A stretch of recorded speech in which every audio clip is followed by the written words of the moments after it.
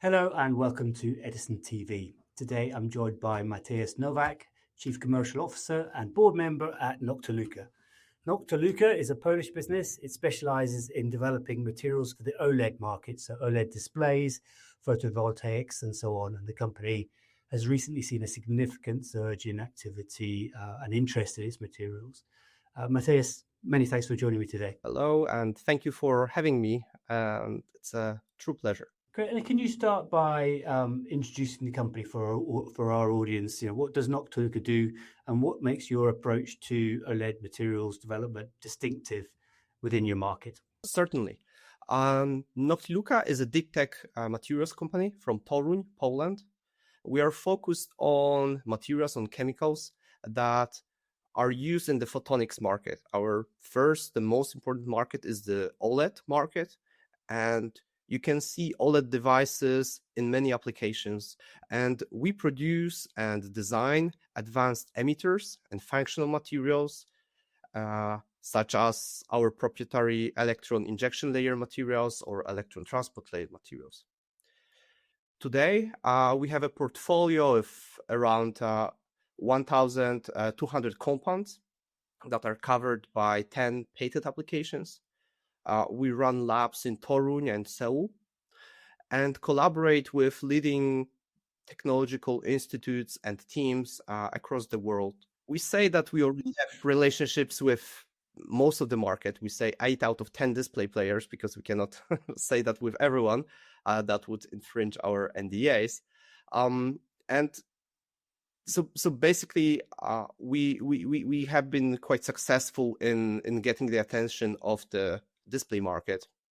And what makes us, I would say, unique or distincts us from the rest of the material developers, we have evolved from a company that's promising just one material, one emitter, into basically a platform designer when we synthesize, scale complete families of materials and work with the industry to engineer a complete solution. So we are not just designing molecules. We're designing the performance roadmap for future displays with tier 1 players. Thank you. That's very helpful. And can you talk about the specific problem that you solve? In particular, there are a lot of challenges around blue light within the OLED industry. Why has that problem proven so difficult to solve, and what does Noctiluca do to address that bottleneck? As you've rightfully mentioned, the biggest bottleneck in OLED industry is a blue pixel. Achieving very high brightness and lifetime without sacrificing efficiency or color purity, it's called like a holy grail of the industry. This is why we say in the industry that there is a race for blue. And in terms of what's the central R&D theme for the industry. Many of the companies, us included, we have entered this race for blue with emitters, with the chemical compounds. When you apply electricity to them, they emit light. But we have also evolved, as I mentioned in the previous answer, into a company that re-engineers materials on other layers of the OLED devices, in the functional layers. And we asked ourselves if we can solve that challenge in other place than just emission layer. And while we started looking for other solutions or parallel solutions to the emitters, we have designed a proprietary electron injection material. And this is a complete, I would say, a completely different approach from other material developers with a focus on the technology. We've always been focused on customer pain points and what they want to actually do with the technology. What's the ultimate goal here? We've been able to increase the efficiency of a blue pixel up to 15-fold time or 15 times. And it's something that the industry hasn't seen in a long time. But of course, you might say that 15 times of improvement is just a fairy tale for scientists, and scientists in the past have very often overinflated their what is achievable with their technology. So again, with the market in mind, we've entered into a sparring match, I would say, with the industry, where we actually went in there, started to test our material very rigorously with the industry, and in the industry settings, in exactly the same structures that our phones are operating in, and as the same setups that Asian manufacturers are manufacturing our display devices at scale. We've been able to show that our materials improve the efficiency of a blue pixel 2 times, not 15 times. Reality is harsher, I would say, but at least it's proven. It's a very meaningful milestone. Usually when we test our competitors test other materials, they get improvement of 5, 10, 15%.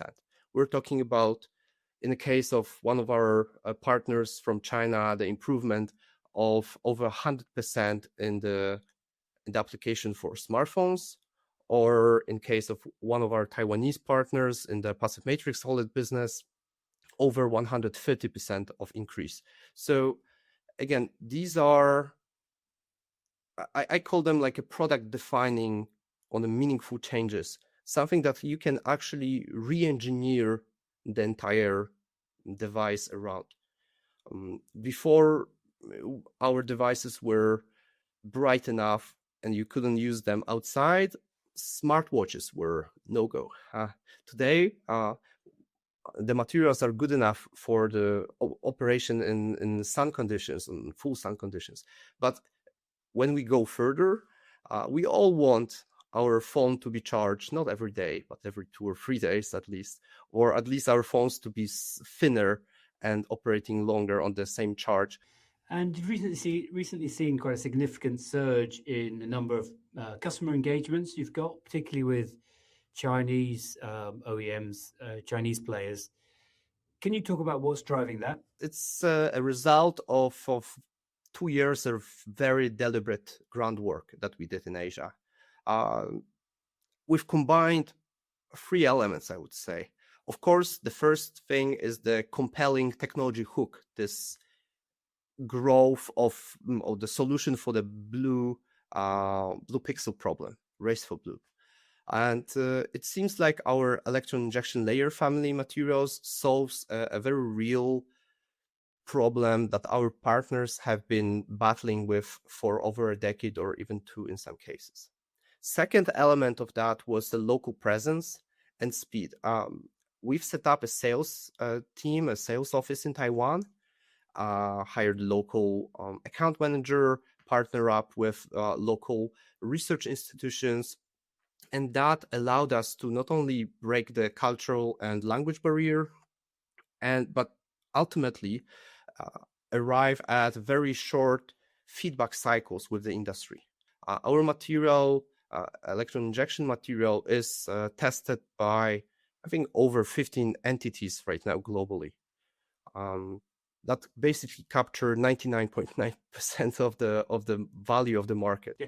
And that pipeline, it balances some very large transformational potential opportunities, and then smaller ones and smaller and more near-term ones. Can you talk through the profile of that? So for the transformational projects, we're talking about, for example, our joint development project with a Chinese giant that's built a multi-billion OLED facility or OLED fabrication facility. Another one is our MTA and pilot sales to the world largest telecom equipment vendor from China. We're of course talking here about the Koreans, but also about the Japanese or US consumer brands that are not manufacturers of the displays, but are huge brands that influence their value chain. And on the other side, with the shorter cycle projects, the smaller accounts, we have companies that we've worked in, for example, chemical contract research organization type of projects with spin-offs from MIT.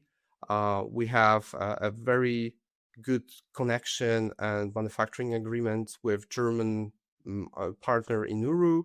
We have orders from companies that deal with document securitization in Europe and need some specific chemicals for that, or organic photovoltaics manufacturers from Europe. So again, here it's a huge account, and in the first pillar, transformational for the business.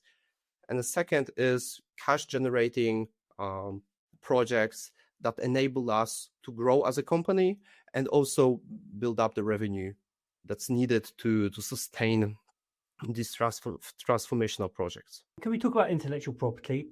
IP is hugely important in this industry for protecting your technology, for monetizing your technology. We've also seen in the industry quite a number of acquisitions of businesses at a pre-revenue stage, really, for their IP.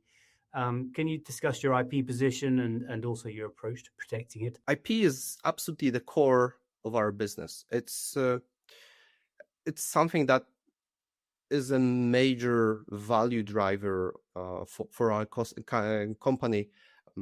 And by the end of third quarter 2025, we had 10 patent families in our portfolio. Hopefully, by the end of 2025, we'll be able to share that it's 12 patent families. So we're planning to patent even more. And many of those patent applications have been already granted and began entering into national phases in as many as up to 40 jurisdictions globally. And of course, as you've mentioned, IP in this part of the technology spectrum is very transactional. We are following our peers like Novaled or Sinora, who ultimately created value through their IP platforms. And similarly, we are building this transactionable IP asset while keeping the optionality to remain an independent cash-generating materials business. So I would say that IP is at our core, no question about it. We run seminars on IP protection basically on week one of everyone who's joining our Noctiluca's team. We have actually our own team of IP specialists internally who are also PhDs in organic chemistry. So very unique, I would say, blend of skills, and then very focused on keeping that protected. Get you. Mateusz, fascinating business. Really interesting speaking to you. Thanks for joining us today. Thank you very much. And I hope to really transform the market. And with partners like you, I believe we can reach out to international investor base and grow even further.